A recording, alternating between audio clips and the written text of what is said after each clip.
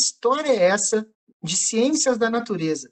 A astronomia, ela é sim uma ciência que ela conversa com as demais ciências. Mas quais são as possibilidades que o planetário ele pode trazer referente às outras ciências? E a gente sentou, pensou e analisou, e por que não trazer as ciências da natureza, trazer temas que estão correlacionados com a física, com a biologia, com a geografia, com a história, e por que não até com as artes e com a literatura, né? E aí, então, a gente pensou nessas novas sessões, que são sessões temáticas voltadas para um tema específico.